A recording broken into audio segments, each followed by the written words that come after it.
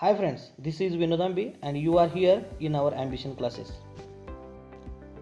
नमस्कार मित्रांनो, मी विनोदांबी आपल्यासाठी घेऊन येत आहे असे शैक्षणिक व्हिडिओ जे मराठी मीडियम, इंग्लिश मीडियम तसेच सेमी इंग्लिश मीडियमच्या मुलांना सहजपणे समजतील. चला तर मग सुरू करूया आपल्या आजच्या व्हिडिओला. Today we are going to study about evolution and evidence of evolution. तर मित्रांनो, मागील व्हिडिओमध्ये आपण इयत्ता 10वी इंग्रजी व सेमी इंग्रजी मीडियम महाराष्ट्र स्टेट बोर्ड इयत्ता 10वी सायन्स पार्ट 2 मधील हेरिडिटी आणि त्यामध्ये ट्रान्स्क्रिप्शन, ट्रान्सलेशन अँड ट्रान्सलोकेशन हा भाग बघितला आहे. आज आपण इव्हॉल्युशन, त्यामध्ये इव्हॉल्युशन, थिअरी ऑफ इव्हॉल्युशन आणि एव्हिडन्स ऑफ इव्हॉल्युशन हा भाग बघणार आहोत. जर तुम्हाला पहिला भाग बघायचा असेल तर डिस्क्रिप्शनमध्ये त्याची लिंक खाली दिलेली आहे. In this video, we will study about evolution, evidence of evolution, Darwin's theory of natural selection, Lamarckism, speciation and human evolution. Let us see what is mean by evolution. Evolution is defined as the process of growth and development, or the theory that the organism have grown and developed from past organism, or evolution is the gradual change according to living organism over a long duration. तर evolution म्हणजेच काय? तर लाखो वर्षापासून सजीवांमध्ये step by step continuous झालेला बदल म्हणजेच evolution. There are 3 main types of evolution. First is a divergent evolution, second is a convergent evolution and third is a parallel evolution. Now back to the book. Evolution is the gradual change occurring in living organisms over a long duration. This is a very slow going process through which development of organism is achieved. म्हणजेच evolution he step by step continuous आणि खूप slow चालणारी process आहे. All the stages in changes occurred in various components ranging from stars and planets in space to the biosphere present on the earth should be included in the study of evolution. म्हणजेच stars असतील किंवा planets असतील त्यांच्यामध्ये होणाऱ्या प्रत्येक चेंजेसमधील प्रत्येक स्टेजचा अभ्यास म्हणजे सुद्धा इव्हॉल्युशन होय. Formation of new species due to changes in specific characters of several generations of living organisms as a response of natural selection is called as evolution. म्हणजे जनरेशन टू जनरेशन चेंज होऊन नवीन character असलेल्या species तयार होणे म्हणजे सुद्धा evolution होय. 3.5 billions year ago life had been non existence on earth. At the beginning there may have been only simple elements in the ocean on the earth and simple type of organic and inorganic compounds may have been formed from those. 3.5 billions वर्षापूर्वी पृथ्वीवर कोणत्याच प्रकारचे जीव अस्तित्वात नव्हते. सुरुवातीला काही simple elements तयार झाले, ते एकमेकांना बाइंड होऊन नवीन ऑर्गॅनिक आणि इनऑर्गॅनिक कंपाऊंड्स तयार झाले. Complex compounds like protein and nucleic acid may have formed over a long period from those simple compounds. त्यानंतर बराच काळ गेल्यानंतर त्या कंपाऊंड्सपासून अमायनो ॲसिड्स, प्रोटीन्स आणि न्यूक्लिक ॲसिड तयार झाले. First primitive type of cells may have been formed from the mixture of different types of organic and inorganic compounds. तर तयार झालेल्या वेगवेगळ्या कंपाऊंड्सपासून प्रोटोप्लाझम तयार झाले. प्रोटोप्लाझम म्हणजे मेम्ब्रेन बाउंड अशी सेल जिच्यामध्ये वेगवेगळे ऑर्गॅनिक आणि इनऑर्गॅनिक कंपाऊंड्स असतील आणि ज्याच्यापासून फर्स्ट प्रोकॅरियोटिक सेल्स तयार झाले. Number of those cells may have increased at the cost of surrounding chemicals. नंतर यापासून वेगवेगळ्या प्रकारच्या अनेक प्रोकॅरियोटिक सेल्स डेव्हलप झाल्या आणि त्यापासून युकॅरियोटिक सेल्स सुद्धा तयार झाल्या. There may had been some differences among those cells, and according to the principles of natural selection, some may have shown good growth and some may have perished which could not adjust with surrounding. परंतु डार्विनच्या principle of natural selection या थेअरीमध्ये सांगितल्याप्रमाणे तयार झालेल्या त्या सेल्समधील काही cells खूप चांगल्या प्रकारे ग्रो झाल्या, पण ज्या सेल्सने सराउंडिंग बरोबर स्वतःमध्ये बदल केला नाही त्या सेल्स ग्रो होऊ शकल्या नाहीत. At present crores of species of plants and animals with a huge diversity regarding shape and complexity are present on earth. आज जर आपण बघितले तर पृथ्वीवर अनेक प्रकारचे जीव आपल्याला दिसतील, तसेच त्या जीवांच्या शेप आणि कॉम्प्लेक्सिटीमध्ये मोठ्या प्रमाणात डायव्हर्सिटी आपल्याला दिसेल. Animal diversity ranges from unicellular amoeba and paramecium to man and giant whale. The plant diversity consists of various species ranging from unicellular chlorella to the huge banyan tree. Animals मध्ये unicellular amoeba paramecium पासून giant whale पर्यंत, तसेच plants मध्ये unicellular chlorella पासून मोठमोठ्या झाडांपर्यंत आपण diversity बघू शकतो. The life exists on earth everywhere from equator to both the poles. Organisms are present at all the places like air, water, land and rock etc. पृथ्वीवर polar region पासून equator पर्यंत, तसेच air, water, land, rock अशा सगळ्या घटकांमध्ये जीव सामावलेले आपल्याला दिसतील. Humans have shown curiosity about origin of life and reasons for such a great diversity in life present on the earth since ancient period. Different theories about origin and evolution of life have been proposed till today, of which theory the gradual development of living organism is accepted. प्राचीन काळापासूनच मानवाला पृथ्वीवर उत्पन्न झालेल्या सजीव सृष्टीबद्दल कुतूहल आहे आणि म्हणूनच अनेक लोकांनी याबद्दलच्या अनेक थेअरीज मांडल्या आहेत आणि त्यामधील gradual development of living organism ही थेअरी पूर्ण जगभर ॲक्सेप्ट केलेली थेअरी आहे. A peek into the history. Many philosophers and religious scholars have written their views about formation of life. There seems to be a discussion over the formation of universe in various cultures like Indian, Chinese, Roman and Greek etc. Various cultures have noted different types of information about planets, stars, the Panchamahabhuta, living organism etc. in the form of poetry, stories and religious or sacred books. प्राचीन काळापासून बऱ्याच तज्ज्ञांनी सजीव सृष्टीच्या उत्पत्तीबाबत मते मांडली आहेत. प्राचीन Indian, Chinese, Roman आणि ग्रीक कल्चरमध्ये याबाबतची बरीच माहिती आपल्याला दिसून येईल.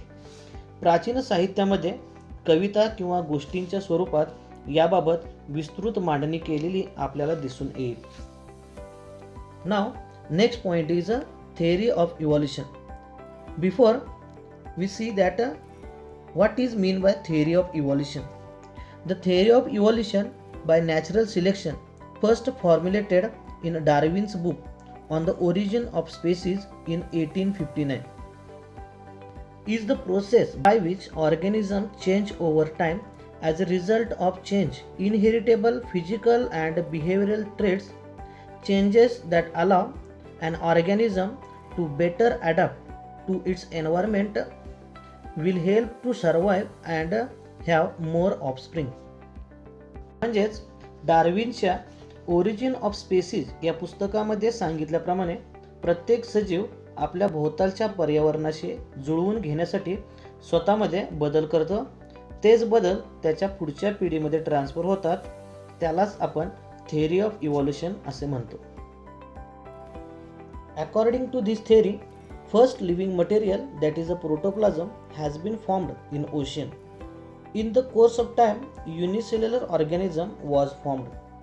Gradually, changes occurred in the unicellular organisms, from which larger and more complex organisms were formed. यामध्ये असे सांगितले आहे की सुरुवातीला समुद्राच्या पाण्यामध्ये प्रोटोप्लाझम तयार झाले. ह्या प्रोटोप्लाझम पासून युनिसेल्युलर ऑर्गॅनिझम तयार झाले आणि त्यापासून पुढे चेंजेस होऊन जास्त कॉम्प्लेक्स आणि लार्जर ॲनिमल्स तयार झाले. All those changes were slow and gradual. Duration of all these changes is must 300 crores years.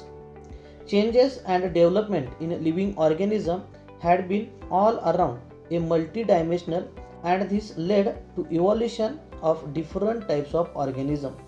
Hence, this overall process is called as a evolution, which is organizational. झालेले हे सर्व बदल continuous, slow आणि step by हे सर्व बदल होण्यासाठी अंदाजे 300 वर्षे लागली आणि हे बदल सजीवामधील प्रत्येक क्षेत्रामध्ये झाले आहेत. म्हणजेच इव्होल्युशन हे ऑर्गनायझेशनल आहे असे आपण म्हणू शकतो. Now definition of evolution. Progressive development of plants and animals from the ancestors having different structural and functional organization is called as a evolution. Now next point is a evidence of evolution. Collective thinking upon all above mentioned theories implies that evolution is everlasting process of changes.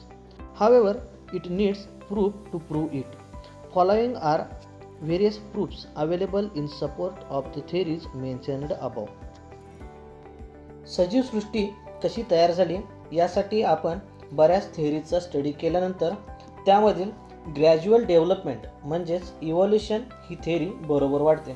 पण सायन्समध्ये प्रत्येक गोष्टीला proof लागतात, म्हणून आपण आता इव्होल्युशनसाठीचे proof थोडक्यात बघूया. The 6 evidences are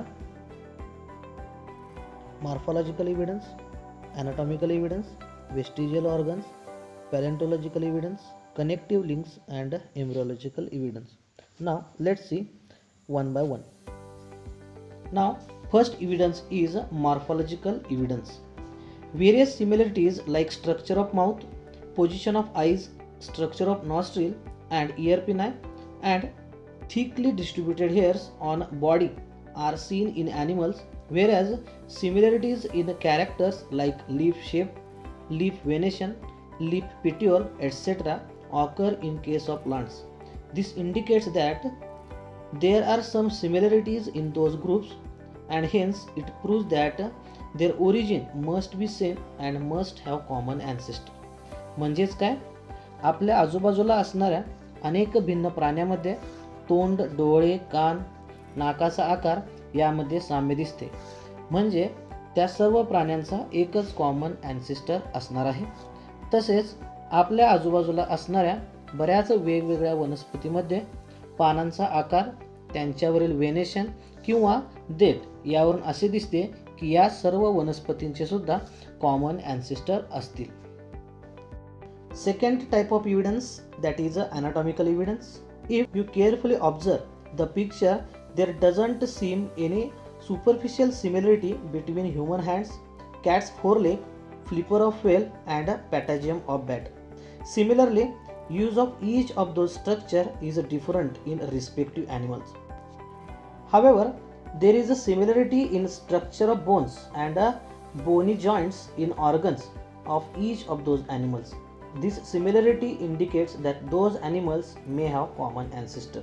दिलेल्या चित्रावरून आपल्याला असे लक्षात येईल की एकदम भिन्न प्रकारच्या प्राण्यांच्या, उदाहरणार्थ माणूस, मांजर, वटवाघूळ किंवा व्हेल हाडांच्या रचनेत बरेच साम्य दिसते. म्हणजेच ह्या सर्व प्राण्यांचा सुद्धा कॉमन ॲन्सेस्टर असू शकेल. Third type of evidence of evolution is vestigial organ. Degenerated and underdeveloped useless organs of organisms, vestigial organs. In living organisms, sudden development of new tissue or organs for living in changing environment is not possible. Instead, existing organs undergo gradual changes. Mostly, a specific structure in the body is useful under a certain situation. However, same structure under different situation may become useless or even harmful. Such structures begin to degenerate under such situations as per the principle of natural selection. It takes thousands of years for a structure to disappear. Such organs are seen in different phases of disappearance in different animals. Such organs, though non-functional in certain animals, it may be functional in other organisms. That is, it is not vestigial in other organisms. म्हणजे अपूर्ण वाढ झालेल्या किंवा आपल्या शरीराला जास्त उपयोग नसलेल्या ऑर्गन्सना आपण वेस्टिजियल ऑर्गन्स असे म्हणतोय. सराउंडिंगमध्ये चेंज झाल्यानंतर लगेच शरीरात बदल होणे शक्य नाही, परंतु काही कंडिशनमध्ये जनरेशन बाय जनरेशन एखादा अवयवाचा जास्त वापर किंवा एखाद्या अवयवाचा वापर थांबवल्यामुळे काही अवयव जास्त डेव्हलप होतील तर काही अवयव नष्ट होतील. एखाद्या प्राण्यासाठी न उपयोगाचा अवयव दुसऱ्या प्राण्यासाठी उपयोगी सुद्धा असू शकतो. यावरून सुद्धा आपल्याला एव्हिडन्स ऑफ इव्हॉल्युशन लक्षात येऊ शकेल. Appendix which is useless to human is useful and fully functional organ in ruminant. Similarly, muscles of ear pinna which are useless to human are useful in monkeys for movement of ear pinna. Various vestigial organs like tailbone, that is coccyx, wisdom teeth and body hairs are present in the body of human beings are vestigial organs. म्हणजे appendix अवयव माणसामध्ये उपयोगी नसला तरी रुमिनंट म्हणजे रवंत करणारे प्राणी, उदाहरणार्थ गाय, म्हैस, ससा, घोडा इत्यादी यांच्यामध्ये तो उपयोगी असतो. तसेच इयर मसल्स आपल्यामध्ये उपयोगी नसले तरी मंकीज मध्ये ते उपयोगी असतात. असे अनेक वेस्टिजियल ऑर्गन्स आपल्यामध्ये असतात ज्यावरून इव्हॉल्युशन थिअरी प्रूव्ह होते. उदाहरणार्थ tailbone, wisdom teeth and body hairs. Fourth type of evidence of evolution is a paleontological evidence. A question may arise in your mind that which organism existed millions of years ago. How can we tell this? Now, this secret has been hidden in the earth. Large number of organisms get buried due to disasters like flood, earthquake, volcano, etc. Remnants and impression of such organisms remain preserved underground. These are called as fossils. Such study of fossil is an important aspect of study of evolution. पृथ्वीमध्ये खोदकाम केल्यानंतर आपल्याला बऱ्याच ॲनिमलचे fossils दिसतील. मिळालेल्या फॉसिल्सवरून कोणते प्राणी कोणत्या काळात पृथ्वीवर अस्तित्वात होते हे आपण शोधू शकतो. हे सर्व प्राणी त्या काळात आलेल्या फ्लड, अर्थक्वेक, व्होल्कॅनो सारख्या डिझास्टर्समुळे जमिनीखाली गाडले गेलेले आहेत. Now, carbon dating technique. Carbon consumption of animals and plants stops after death, and since then, only the decaying process of C14 occurs continuously. In case of dead bodies of plants and animals, instead of remaining constant, the ratio between C14 and C12 changes continuously as C12 is non-radioactive. The time passed since the death of plants and animals can be calculated by measuring the radioactivity of C14 and ratio of C14 and C12 present in their body. This is a carbon dating method. It is used in paleontology and anthropology for determining the age of human fossil and manuscript. Once the age of fossil been determined by such technique, it becomes easy to deduce the information about other organisms. It seems that vertebrates have been slowly originated from the invertebrates. ॲनिमलच्या death नंतर त्यामध्ये असलेल्या carbon 14 आयसोटोपचे रूपांतर carbon 12 मध्ये होते. Carbon 14 आणि carbon 12 यांच्या रेशोवरून आपण त्या फॉसिलचे वय मोजू शकतो. जेव्हा आपण वेगवेगळ्या प्राण्यांचे अंदाजे वय मोजतो त्यावरून आपल्याला त्या प्रकारच्या प्राण्यांची उत्पत्ती कधी आणि कशी झाली हे समजते. कार्बन डेटिंग टेक्निकवरूनच आपण समजू शकतो की व्हर्टिब्रेट्स प्राणी इनव्हर्टिब्रेट प्राण्यांपासून डेव्हलप झालेले आहेत. Introduction to scientist. Carbon dating method is based upon the radioactive decay of a naturally occurring C14 and it is developed by Willard Libby. He has been awarded with a Nobel Prize in 1960 for this invention.